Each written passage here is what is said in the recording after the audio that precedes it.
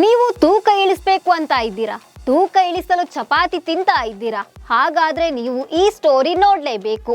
ಚಪಾತಿ ತಿಂದ್ರೆ ತೂಕ ಇಳಿಯುತ್ತಾ? ದಿನಕ್ಕೆ ಎಷ್ಟು ಚಪಾತಿ ತಿನ್ಬೇಕು ಅನ್ನೋದನ್ನ ಹೇಳ್ತೀನಿ. ನಾನು ಶ್ವೇತಾ. ನೀವು ಸುದ್ದಿಯಾನದ ಸಬ್ಸ್ಕ್ರೈಬರ್ ಆಗೋದಕ್ಕೆ ಮರಿಬೇಡಿ. ಹಾಗೆ ನಮ್ಮ ಸುದ್ದಿಯಾನ ಚಾನೆಲ್ನಲ್ಲಿ ಜಾಹೀರಾತು ಹಾಗೂ ಪ್ರಾಡಕ್ಟ್ ಪ್ರಮೋಷನ್ಗೆ ಕೆಳಗೆ ಕಾಣಿಸೋ ನಂಬರ್ಗೆ ವಾಟ್ಸಪ್ ಮಾಡಿ. ತೂಕ ಇಳಿಸಬೇಕು, ನೋಡೋಕೆ ಸುಂದರವಾಗಿ ಕಾಣಬೇಕು ಅನ್ನೋ ಆಸೆ ಅನೇಕರಿಗಿದೆ. ತೂಕ ಇಳಿಸಿಕೊಳ್ಳಲು ಕೆಲವರು ಜಿಮ್ನಲ್ಲಿ ಕಠಿಣ ವ್ಯಾಯಾಮ ಮಾಡ್ತಾರೆ. ಇನ್ನು ಕೆಲವರು ಆಹಾರ ಕ್ರಮದ ಮೇಲೆ ಹೆಚ್ಚು ಗಮನ ಹರಿಸ್ತಾರೆ. ತೂಕ ಇಳಿಸಿಕೊಳ್ಳಲು ಬಯಸುವವರು ಅನ್ನದ ಬದಲು ಬರೀ ಚಪಾತಿಯನ್ನೇ ತಿನ್ನೋ ಅಭ್ಯಾಸ ಮಾಡಿಕೊಂಡಿರ್ತಾರೆ. ಚಪಾತಿ ತಿಂದ್ರೆ ತೂಕ ಇಳಿಯುತ್ತೆ ಅಂತ ಹೊಟ್ಟೆ ತುಂಬಾ ತಿಂತಾರೆ. ಹೀಗೆ ಮಾಡಿದ್ರೆ ತೂಕ ಇಳಿಯಲ್ಲ ಅಂತ ತಜ್ಞರು ಅಭಿಪ್ರಾಯ ಪಟ್ಟಿದ್ದಾರೆ.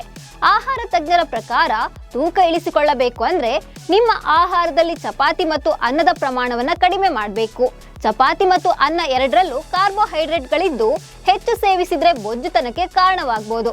ಹೀಗಾಗಿ ತೂಕ ಇಳಿಸಿಕೊಳ್ಳಲು ನಿಮ್ಮ ದೈನಂದಿನ ಕ್ಯಾಲೋರಿ ಮತ್ತು ಕಾರ್ಬೋಹೈಡ್ರೇಟ್ಗಳನ್ನ ಮೇಲ್ವಿಚಾರಣೆ ಮಾಡಬೇಕು.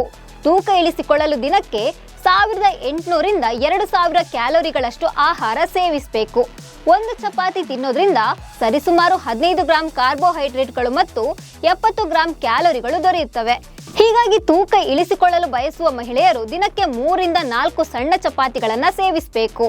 ಇನ್ನು ಪುರುಷರು ದಿನಕ್ಕೆ 5 ರಿಂದ 6 ಚಪಾತಿಗಳನ್ನ ತಿನ್ನಬೇಕು. ಇದ್ರ ಜೊತೆಗೆ ಸಲಾಡ್, ತರಕಾರಿಗಳು ಮತ್ತು ಫ್ರೂಟ್ ಜ್ಯೂಸ್ಗಳನ್ನ ಕುಡಿತಾ ಇರಬೇಕು.